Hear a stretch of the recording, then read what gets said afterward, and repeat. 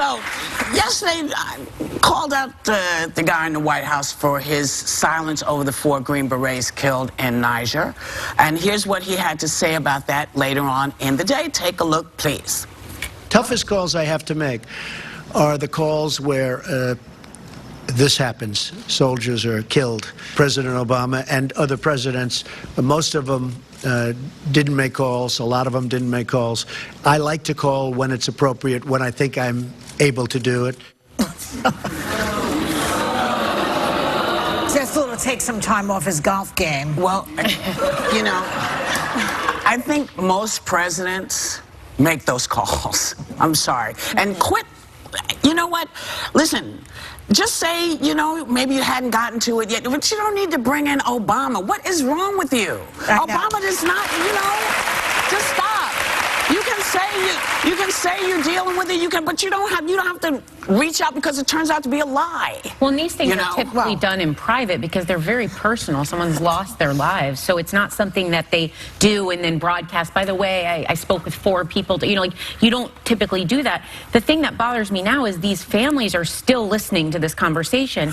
How sincere does it seem when you make that phone call now and you had to consult other people to know that you just wanted to say, I don't know what to say, but I called. Like, I care. Well, he's obsessed with Obama and Hillary Clinton. Yesterday he was talking about her again. It's like, move it along. But it just seems to me whenever he's criticized, because he was being criticized for not having called the families of the 4 fallen soldiers in Niger. Right. And when he's criticized, his intuitive reaction seems to be to point the finger somewhere else. And that's exactly what we tell our children not to do, right? So when our kids do something wrong, they say, well, Bobby did it too. I'm like, is Bobby's last name Hostin? No, I don't care what Bobby did. And so I think we need to call him on it and say, you know, you're the president now. You do the right thing. Yeah, I never understand any sort of attacking on either side of the aisle that has anything to do with the military or fallen soldiers. I think all of us collectively as Americans, you would be hard-pressed to find someone that would want to politicize that. So I'm always sort of confused by the political capital that he expends when he says things like this.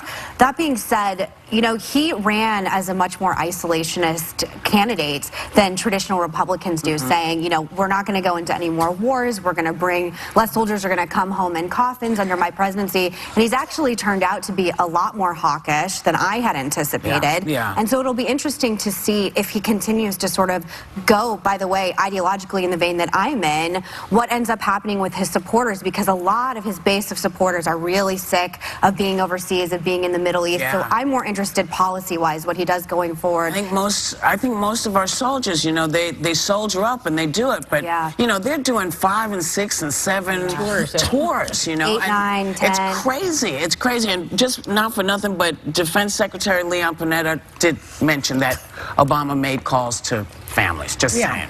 So now, yes, we just dealt with that. So former aides, He also answered questions yesterday about why his administration seems to be having so much trouble getting stuff done and through. Take a look. I have great relationships with actually many senators, but in particular with most Republican senators. But we're not getting the job done. And I'm not going to blame myself, I'll be honest. They are not getting the job done. We've had health care approved, and then you had a surprise vote by John McCain. We've had other things happen, and they're not getting the job done. Again, I didn't do it. I didn't do it. That's them. So his base agrees with him, though. They think he's doing a fine job. They think the politicians are the problem here, don't they? You know, he's like the opposite of Harry Truman, because Harry Truman, the famous quote from Harry Truman was, the buck stops here at his desk. This is like the opposite of that. The buck doesn't stop here, stops over there. Well, he also ran on a total deal maker platform, that I'm going to make these great deals. I'm going to cross the aisle.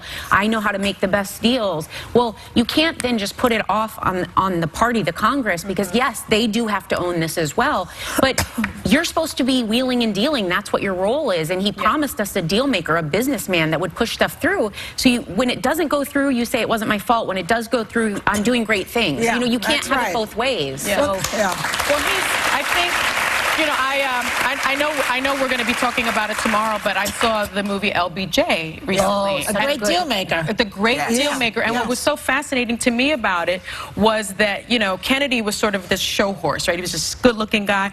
But behind the scenes, LBJ was the deal maker. He was the workhorse. And I realized that you really have to be a consensus builder when you are the president. And I'm surprised that he is unable to do that, not only with the Republican Party, his own party, but with the Democratic Party as well. Why do you think he is incapable of building these? Well, because he doesn't. I think part of the problem is he has no idea of what he's doing, how he's doing stuff. Because I think that, you know, it appears oftentimes he doesn't know anything about the details of his plans. He waffles in his positions. He asks us to vote for things that his constituents are clearly saying, look, this is not going to fly with us. Well, he's not a conventional Republican. He's a populist icon, which we have to remember that when we're discussing deal making. I said this all throughout the election, that deal making in business is not the same thing as deal making in politics. Mitch McConnell and Paul Ryan, these are the heads that are really going to roll coming up in midterm elections. Steve Bannon, it is his life mission to drain the swamp. It's everybody's fault in Washington. He hasn't gone anywhere. Well, the opinion of the base of Trump supporters is that it's everybody's fault except Trump's, especially Mitch McConnell. Like, if I were Mitch McConnell, I would probably be a little nervous right now. And it's fascinating to me, like you said, that he made so many large promises in the health care bill that he brought up with my father. That bill was something that Mitch McConnell took a page out of Harry Reid. He was doing this deal in private, trying to ram it through the Senate, wasn't having any amendments, wasn't doing a lot of, you know, whipping up of the votes within the Senate, and it ultimately backfired. And I think until everyone learns to govern traditionally, maybe they'll get voted out of office. It's entirely possible, but this is a Republican Party problem as well that we're not working together. Your dad made a great speech, though, now that I'm thinking about it, when he sat in front of Congress and said, we're not doing our job here. We're not doing it. And I remember he called everyone out, and I was so moved by him saying, like, it's supposed to be consensus building. And I think what's surprising, what's surprising to me also is Republicans don't seem to be upset about this blame shifting. I remember when Hillary lost the election, everybody kept on saying, you need to take responsibility for your loss. Don't point the fingers anywhere else. But now you have this president pointing the fingers at the very people that were criticizing Hillary for not taking the blame for it. I don't understand. But his base, it's the height of hypocrisy. His base thinks that the swamp is trying to sabotage him. Make no doubt about it. They don't think it's his fault. They think that there's this large conspiracy that's trying to stop Trump's agenda because he's Who's in the swamp? Well, the impression is that every elected, I mean, trust me, everyone is the swamp except President Trump. And it's fascinating that he's still Mitch is in the swamp too? Mitch is the king of the swamp. But before, who was the king of the swamp is the last guy who had the job, who had to get out because he was trying to work with Obama. His name is gone from my head. What, Harry? But when we come back, no, it's not Harry. No, it's a Republican. sounds like it's crying, two syllables. crying.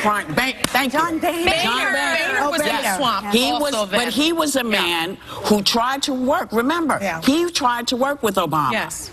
And then he was like, peace out, not my problem anymore. And then they said, you know, you get out, and now he's out, and this is what happens. And you can't say anything else because we're going right to break.